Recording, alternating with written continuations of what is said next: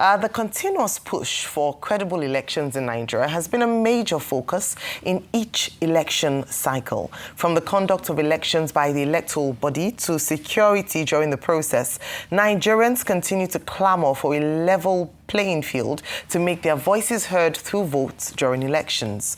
Few institutions in Nigeria generate as much attention, criticism and expectation as the Independent National Electoral Commission, INEC. As the body responsible for conducting elections in Africa's largest democracy, INEC carries the weighty responsibility of determining how power is transferred and how citizens' voices are heard at the ballot box. In a country where elections are often marred by controversy, the Commission is constantly under scrutiny. Joining us on the show to discuss the push for advancing electoral transparency, digital voting and credible democratic systems in Nigeria is Pastor Okereke Ukpola, a Nigerian reform advocate. He's the initiator and national convener of the Nigeria Electoral Reform Coalition, NERCO. Good morning, Pastor Ukpola, and thank you so much for joining us today on the morning show. Good morning. It was my pleasure. Thank you. Well, Pastor, we've been on this issue of electoral reform since 1999. Every election cycle, we will amend the Electoral Act until we go to Electoral Act 2022. And at every point, after every election, even after this 2023 election, people are saying before the 2027 general elections, there must also be reform. Now, it's a long list in terms of how elections are organized, the appointment of electoral officials, the role of security, representation in terms of gender, such a long list. Now, as someone who is involved in this area of reform, what will you say are the urgent priorities and what kind of timelines will you recommend for this reform? Because we could have the experience like we had under Buhari. 2-3 weeks to election, we're still making recommendations. And then the government will say, well, leave this reform, we'll do it after the election. Okay, thank you, Dr. Bati. It's quite my pleasure being here today. The issue of electoral reforms, we did a lot of reviews after the 2023 election. Of course, that was not the first review we did. We had done several reviews in the past elections, just to find out what we should do. Like you said, you're talking about the timelines and what we should do. You see, the major challenge we are having in the country is the character of our politicians. You see, I will give an example with this. When we had someone like the late Umaru Musa Yar'Adua, president, you noticed something. When he took over mantle after he won, the first announcement he did was that the electoral process that brought me was flawed, and we're going to reform this process. Now, I still believe that the character of the politicians that we have presently is a major problem as regards to the electoral process, the integrity of our electoral process. That's one of the major issues. But then also, we will not stop pushing because we have already started pushing until we get it right. From 2024, we began to push, and we said, if all the things put together, the mandatory transmission of election results through the IREV, it's a good move and has to be sustained. And then we also said that the process of selecting the INEC or appointing INEC leadership is also another one that we must look into. Now, the INEC one is already done. Let's say the INEC chairman has been chosen already, and that's another 5 years we have before that comes up. So as it is right now, what is important to us right now is the transmission of results has to be mandatory and electronic to the IREV. And then also, if we're able to get digital and electronic voting done, that's fine. But at least let's get this one, where the results can be transmitted from the polling unit to the IREV. That's what I think we should be looking at. Then, currently, the Act, from the push we have done so far, we have done a lot of work already.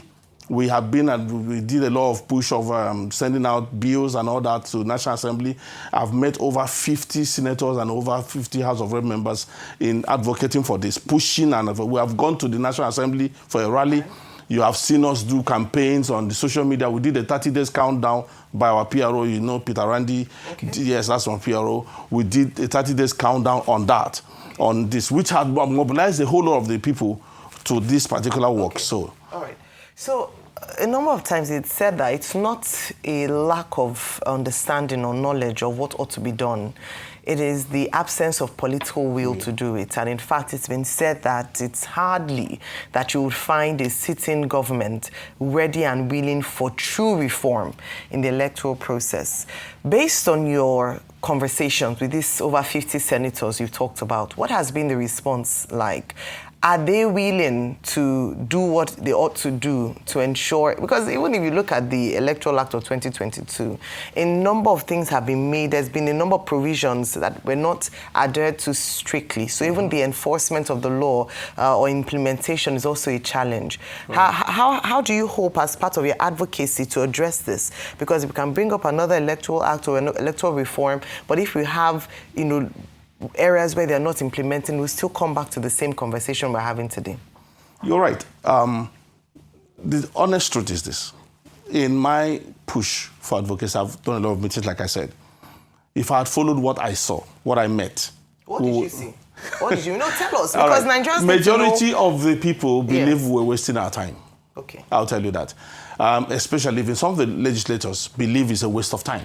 So why go into it? And these are the ones that are going to vote on it. But there are a few of them. Now, the issue is, at the end of the day, it's no longer that way. I'm talking about when we started. Okay. Now, but right now, as it is, of course, we have some of these things already, like mandatory transmission, have been accepted in the draft bill right now. Okay. I can tell you that.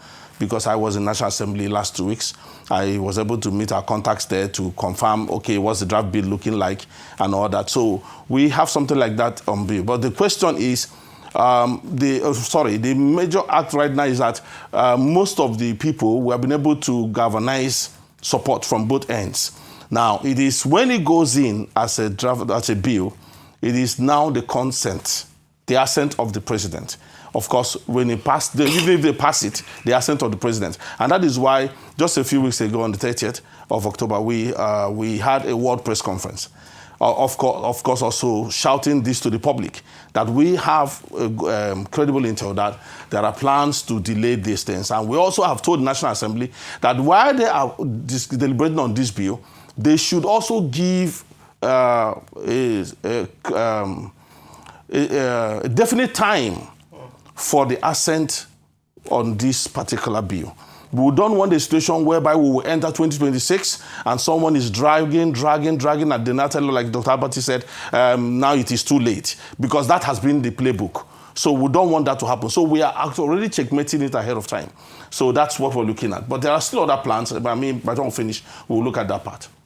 Okay. So you're doing this, you're doing a lot of this advocacy and all of that. The question I would like to ask you is, in engagement with these people, these so-called politicians, you said some of them didn't show willingness, but now a lot of them are showing willingness. Also, I would like to ask you, how do you make them have a stakeholder mentality in this? Because a lot of people you're engaging, they're already set in their mindset.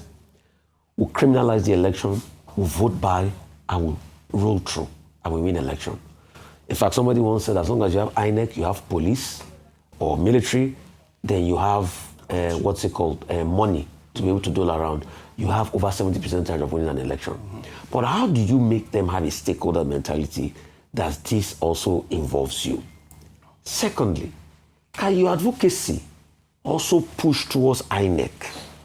And maybe, if we are lucky, which would be a miracle, INEC can also start by telling us what constitutes a technical glitch in the last election. Because you see, anything we talk about and we don't know what constitutes a technical glitch, that glitch again in 2027 can happen easily. Because if we don't know the cause of what caused it in 2023, that glitch that only affected the presidential election, though.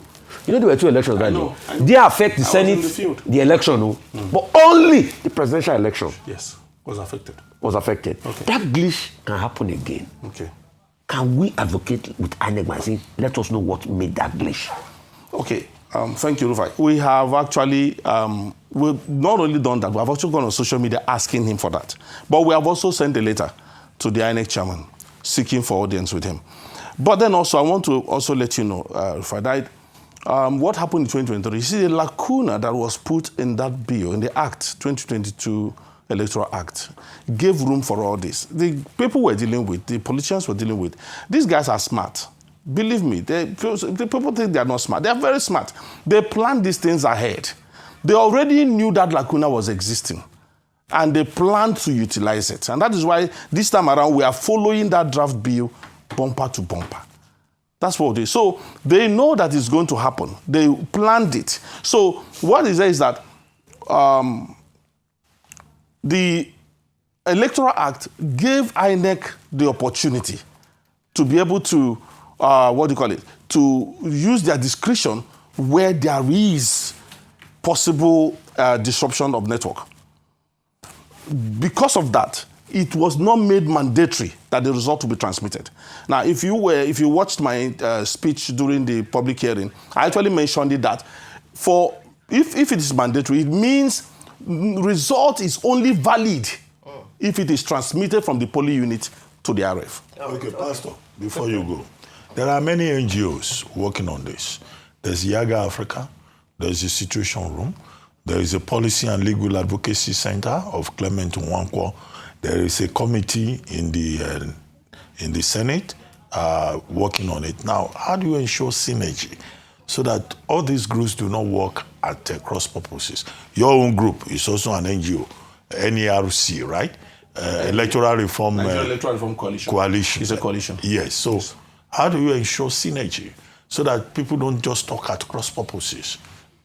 Okay, there's a whole lot of meetings already going on. Of course, if you notice the other day, there was a launch of Movement for Credible Elections.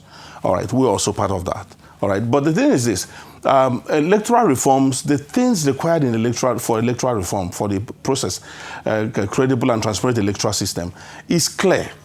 The things we want inside, we all know it. We all know what we want. It's just for us to mount that push. Now, I can trust my own, what will I call it? I can trust my aim and purpose. I can trust my own plans and what I have in mind. I don't know what any other person have in mind. You see, I've been in this civil society space for a long time.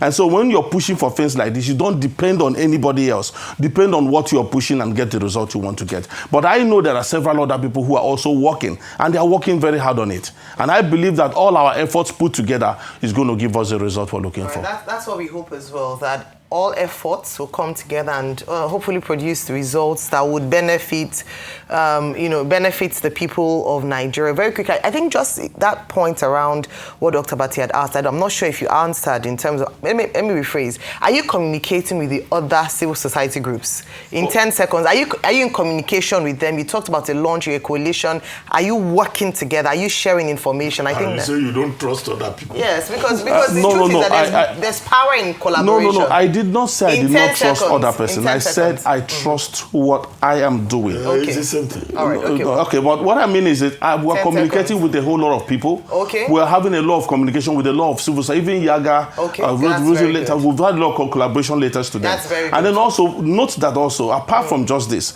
we are also building a mass line of people all the way to polling unit called Guidance of Mandate Project. Okay. That one is going to be, is all going to use in case, because even if you sign the Electoral Act, people are still going to monitor that at the end of the day. Thank you so much. Thank you so much. So grateful to you for coming on the show today. Thank you so much.